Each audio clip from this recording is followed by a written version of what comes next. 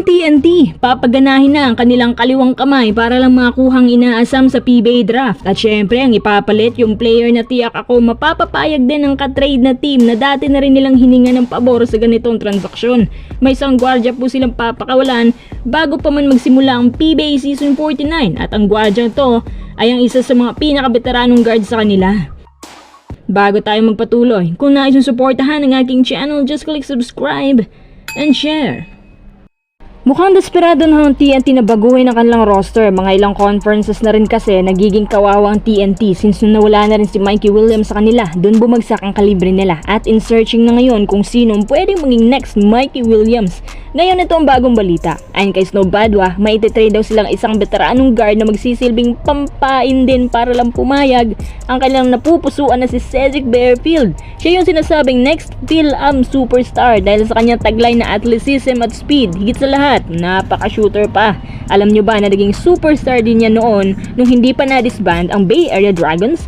At siya rin ang ginawang highlight sa 32nd Dubai International Championship. Balita ko, may isang European team pa nga ang may gustong kumuha sa kanya. Akala ko nga mitikuloso si Barefield sa mga liga, pero yun pala, magpapadraft na sa PBA. At ngayon nalaman ng Converge na magpapadraft na pala si Barefield, nagdadalawang isip ang Converge na kunin si Baltasar dahil gusto rin ni Aldin Ayos si Barefield. Kumbaga, isang malaking opportunity na sana na makuha nila ang minsan mo lang makikita sa draft, pero dahil meron ng kasunduan ng kampo ni Baltasar at ang Converge, kaya si Balte talaga ang number 1 pick ngayon. At tiyak rin ako na si Barefield din ang second pick, at ang second pick ngayon ay magmumula sa Blackwater at imposibleng hindi nila kunin si Cedric Barefield sa draft, 'di ba? Kaya ngayon itong offer ng TNT sa Blackwater. Kukunin ng Blackwater si Barefield tapos agad ipapalit kay Roger Pugoy na may kasama pang second round pick. Ayos ba? Kung tatanga-tanga ka lang, papayag ka talaga. Kapag pumayag ng Blackwater, asa na yung sinasabi nila na parity daw sa liga? Sila mismo yung may gawa ng parity. Isa sila sa mga dahilan kaya may parity ang liga.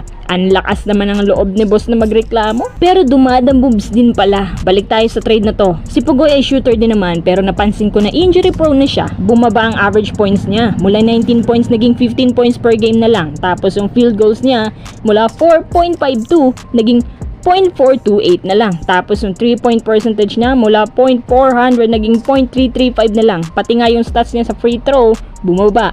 0.790 naging 0.676 na lang. So isipin yung mga quiz na bigla pa lang nawala ang composure ni Pugoy at naging inconsistent kahit 32 pa lang siya ngayon. Sa palagay ko, lubhang naka-apekto din sa kanya yung mga injuries at ang pagbabalik ni Coach Chot kasi hindi naman siya ganito nung si Coach Jolas ang humawak.